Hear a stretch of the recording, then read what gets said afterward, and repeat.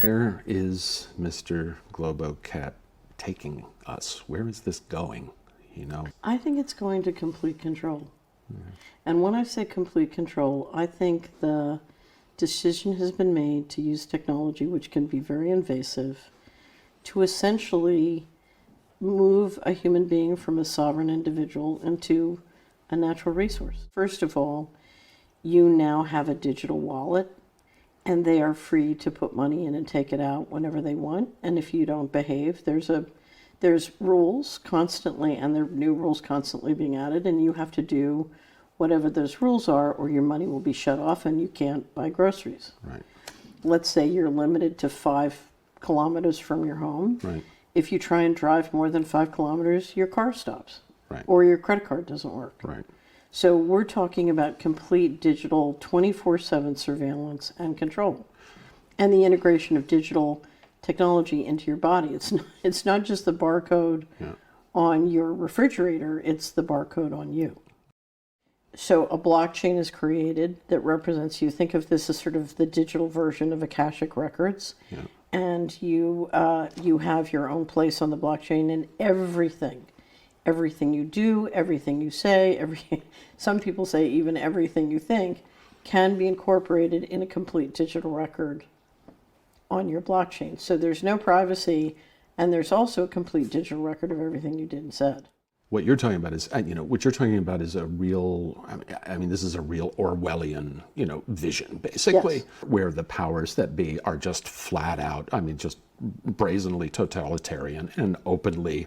It's more than totalitarian, because in totalitarianism, you have a few people who want to control the many. Yeah.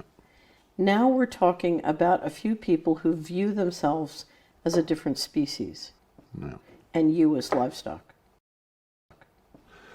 It's using a new technology to fundamentally change what a human is and how a human operates. I think the most sensitive issue here is children. One thing that Mr. Global has never been able to defeat until very recently is the relationship between a mother and a child. Right. And what they have found is the most dangerous political force on the planet is mothers. And parents and mothers have deep commitment to protect their children. And they will not permit certain things to go on. And that means if you want those things to go on, you've got to get rid of the family, and you've got to get rid of loyalties between people in a family, and you've got to create the control mechanisms so you can turn families against each other. What we know is they want each human being, instead of resonating with life in each other, to resonate with their machine. Okay.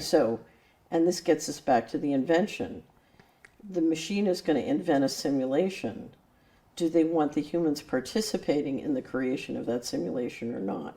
Which relates to how pleasant will they allow life to be in the general population, and how many people will they want in the general population? And we don't know the answer to that question. It's critical in this conversation that you understand that it is the general population that is building the train tracks of tyranny here. Yes. Right. Yes. We are doing this, all of us. We are building. Imagine I'm the slave of the dystopian future. How does Mr. Global exploit me? What does Mr. Global get out of me in that position? Here's what I finally just realized. Yeah. You've clearly thought about this. What I've thought about is that either I'm going to be part of stopping it and we stop it. Yeah. Or I'm going to be dead. It never occurred to me that I'm going to live in that world. And so I never think about it, because I don't need to worry about the details of what happens if I fail. If I can tell that someone is a dirty player, I will shun them. Mm-hmm.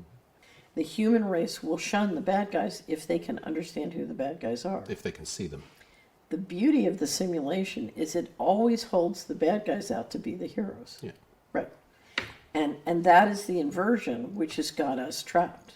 The minute people can see who the bad guys are, then the boycott will work. And where boycotts have worked or shunning has worked, it's been magical. Think of this as it's a kind of it's a choice. Mm-hmm. And that's why, to me, it's so important to not let the effort to create a sense of hopelessness and inevitable, oh, we have to do with Mr. Global. Well, really, if we had to do with Mr. Global says and there's no hope, why is Mr. Global so scared? And I reject it. It's just like, okay, that's your plan. It's not my plan. I have faith. Yeah.